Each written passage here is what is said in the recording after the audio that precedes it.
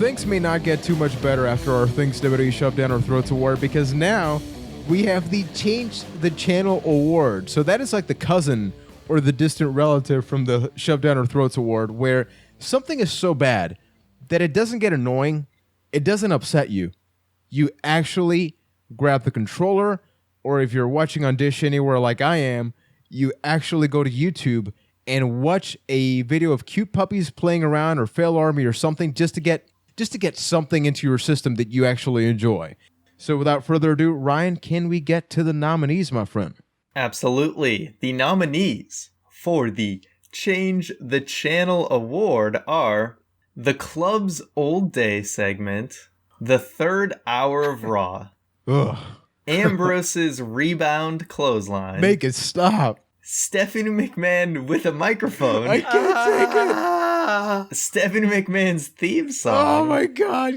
Mick Foley on the State of the WWE Universe I'm special, and Holy Foley, which I suppose, depending on what device you are, you may not be able to change the channel, but you can certainly shut it off. How do we deal with this? What do we do here? I don't know. I just cry? Straight out of the gate. Why is Stephanie McMahon's theme song on here? I don't know. It's we not probably just the should have theme combined song. that. I know. No, I put those two separately because there is one thing when she grabs a microphone. The Queen's bow down. Because it's the combination of Raw starts and the first thing you hear is that. And you know it's leading up to terrible things. #triggered. Thank you. All right. Well, one thing I want to say, though, is... Oh, go ahead. Right out of the gate, I say I aim to cut Holy Foley. Super cringe, but it is, like, of Byte That's, like, required viewing material. It's not on there, so we can easily avoid it. Fine. Agreed. That's Can gone. we lump up the two Stephanie McMahon things to just Stephanie McMahon? Because I'd feel better about that. Because I don't mind Stephanie McMahon's theme song. I understand your point of when it opens the show, you know exactly what you're in for the next half an hour. But it's kind of just one piece of that overall puzzle that is just Stephanie McMahon opening a show. I feel like we can... So should we perform the fusion dance? Yes. And fuse two categories together? Am I putting the right way? No, I'm not. Audio listeners, you're probably very confused right now. Weird things are happening. Wait, this way. No. Damn, almost. Wait. We did it. There. We did there. it. Sort of. Keith. Okay. Do you like us? Like us, Keith. Like us.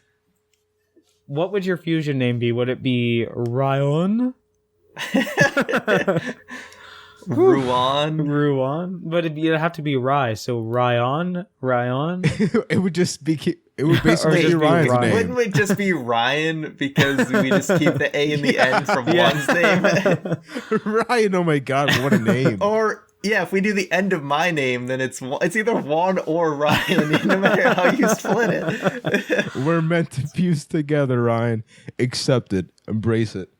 And the club is number one, or at least number two. Yes, I just got to cut to that right now. Yeah. So honestly, I think this list is the club, the Mick Foley State of the Universe special, and Stephanie McMahon. I think we cut the third hour of Raw. And I know this one's going to hurt Ryan, but the Dean Ambrose rebound clothesline. Do you really want to change the channel every single time you see it?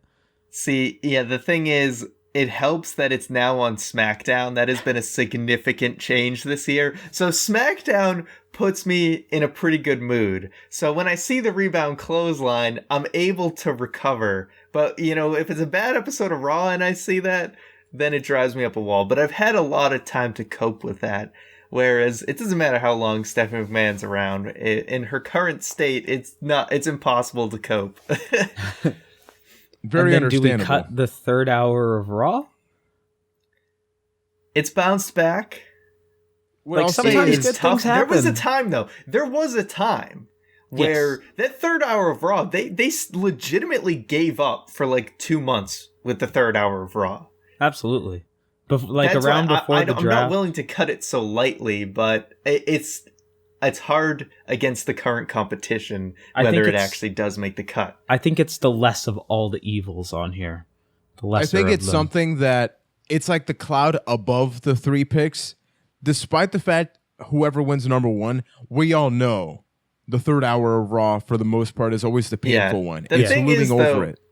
Fully on the State of the WWE Universe special, I don't know From my what you're going to say, perspective- but I strongly disagree with it. I Because it was just- borderline this has to be said. unlistenable. This has to be said that I watched this later. I watched it after the fact. So, like, the next day is when I watched it. And I felt the need to tune in to see it. Yeah. So it did kind of get more eyes on it. It was less of a change the channel to more like so bad you gotta see it type of thing. Like the train wreck you can't look away from.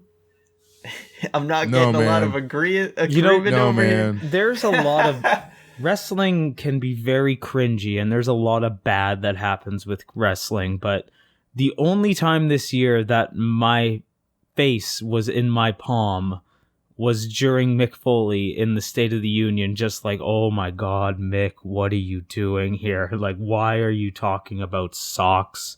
Why are you saying, like, can I say this? Can I say this?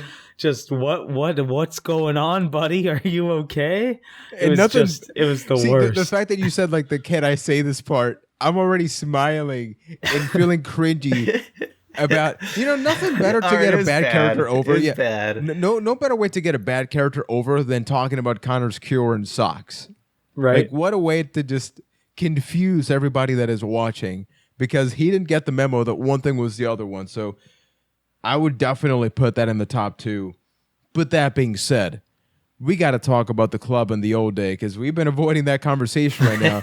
And of all the things that have happened this year, nothing at the very moment, like the very second it starts playing, because with Foley, you didn't know it was going to be a train wreck until like he opened his mouth. But Yeah. at least with the old day, the moment the segment started happening, you knew it was a bad idea, because this doesn't work. And then it doesn't help that the club has already struggled with a lot of things like this, although the whole doctor thing with Dana Brooke and all that was pretty enjoyable. But the entire thing was just painful to the point where they had to have the New Day come out the week after and play off to the fact that they were going to air a replay, only to then say psych, because they knew it was so bad they couldn't even replay it when Raw loves them replays. Yeah.